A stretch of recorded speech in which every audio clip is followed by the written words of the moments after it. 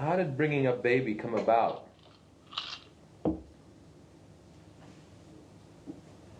Oh, I was working at RKO and I read a marvelous story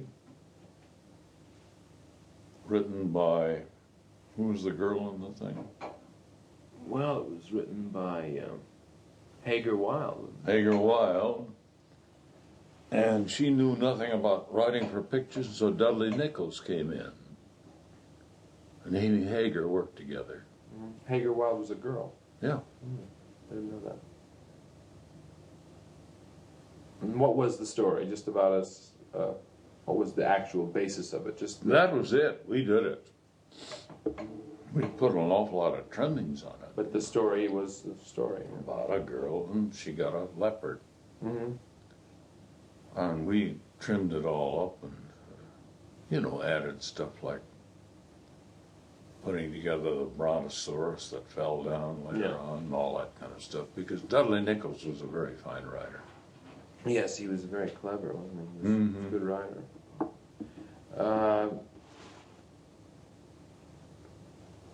Well, how did the idea evolve that, basically isn't the story about a guy whose life is pretty antiseptic?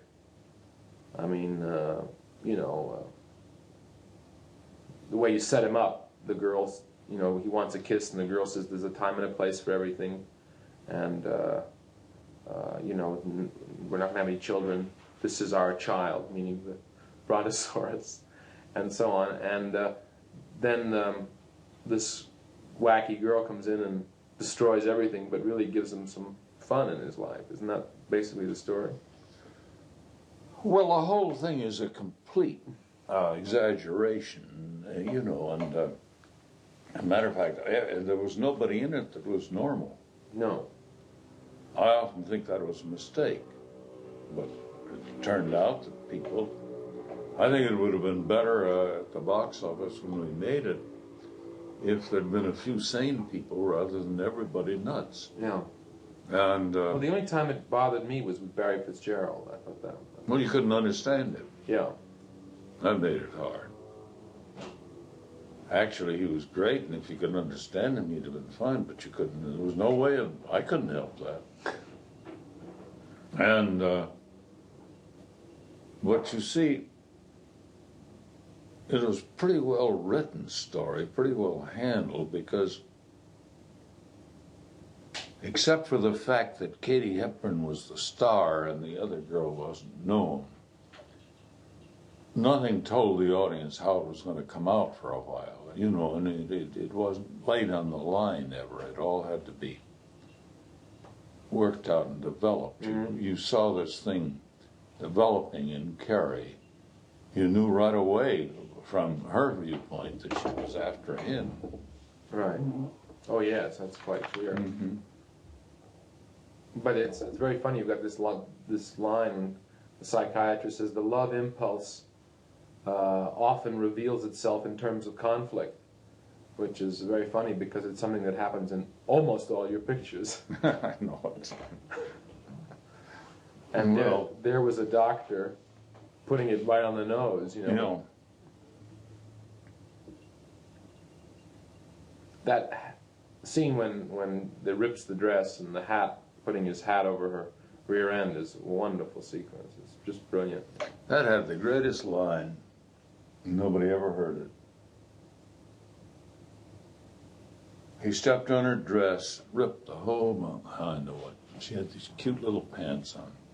He ran after her, took a hat and held it over her behind. She said, "What on earth is he doing?"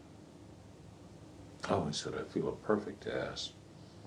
And you never heard it. Because they were laughing at them. They were laughing so much. And the censors never heard it until they went to put it on television. Oh, really? It's the first time anybody ever heard it. When they took it out, probably. Oh, sure. I feel a perfect ass. That's very funny.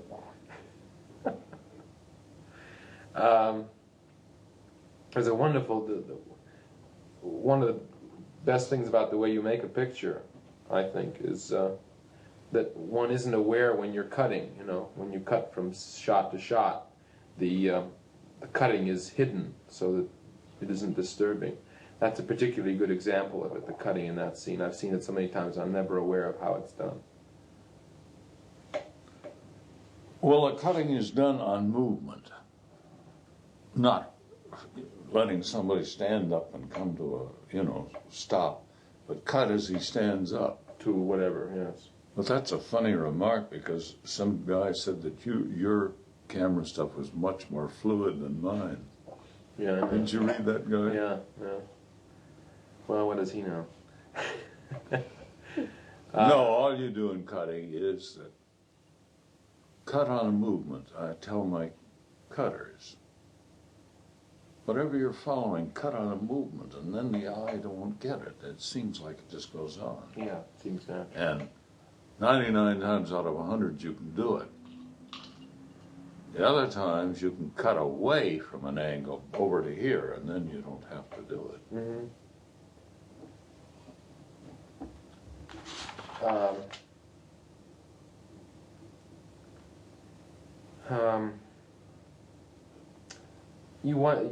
There's a line in there, Carrie says, "I don't want any woman interfering in my affairs," and that's very much the same kind of thing that a character in one of the adventures that you made might say. Only he probably wouldn't be so explicit about it. And he says, "This is probably the silliest thing that's ever happened to me." Now, it seems to me that you treated the character very seriously, Grant. I mean, you didn't play it for comedy. And the trouble was, in other words, it was this very serious thing that was happening to him, only it was funny. You know what I mean? Yeah, well, he was perfectly serious. Yeah. He was so marvelous, because he would fall down someplace with her and end up with a fishnet over his face. Yeah. She'd start to laugh, and he'd just, please, He'd never do a thing about the man. No. That's right. Seems that every time something, when I'm with you, happens to me, which is just the way a guy would think, you know. Yeah. And he didn't have to have funny lines. They just he was just funny. Became funny. Yeah. Of course, the pattern is that he becomes more and more infantile in the story, until finally the only way he can deal with it is to stamp on her foot or something, or kick her. No, we always have this thing.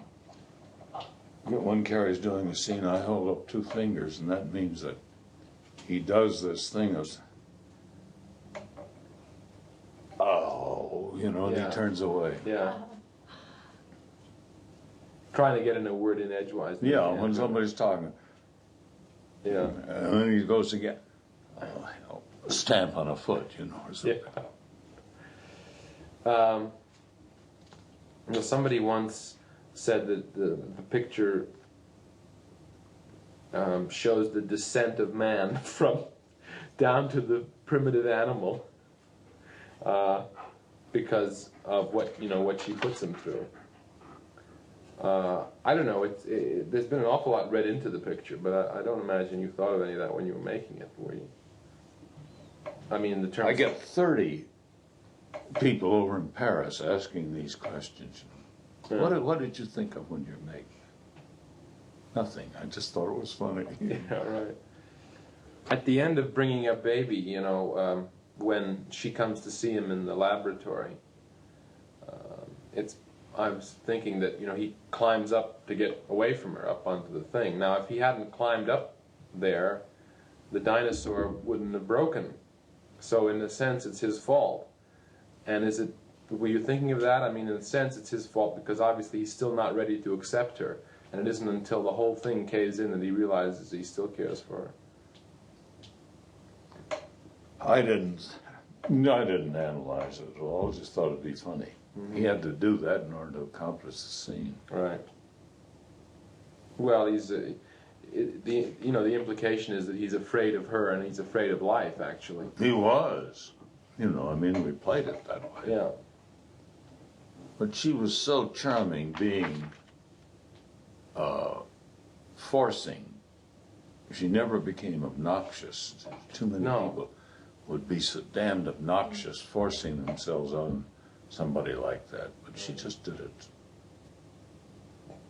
Well, is there a line in the picture when it says, I lost the brontosaurus and gained a wife, or something like that?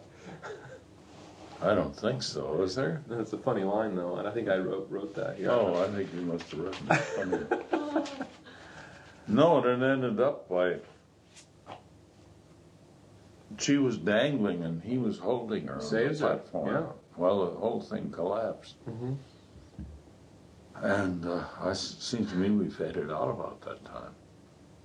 No, he pulls her up. Does he? She says something like, "Oh, look what happened! Oh, look what happened!" He says, never mind." Oh, never mind. That's right. Yeah, that something. That's what he. Oh dear, never mind.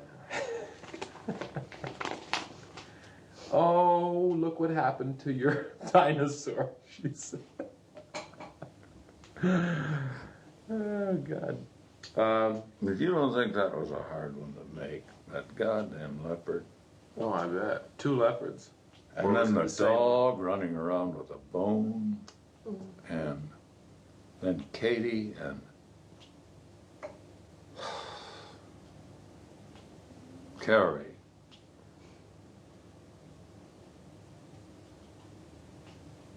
They had a scene of what happened to the bone.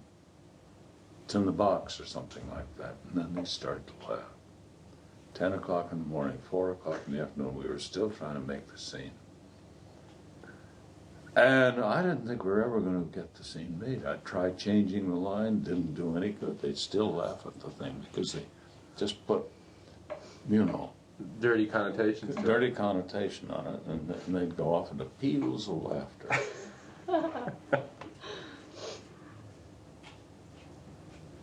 We were making a scene one day.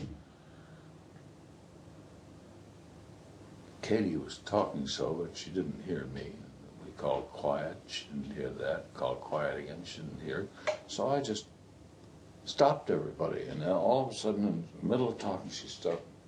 What's the matter? And I said, I just wondered how long you were going to keep up this imitation of a parrot.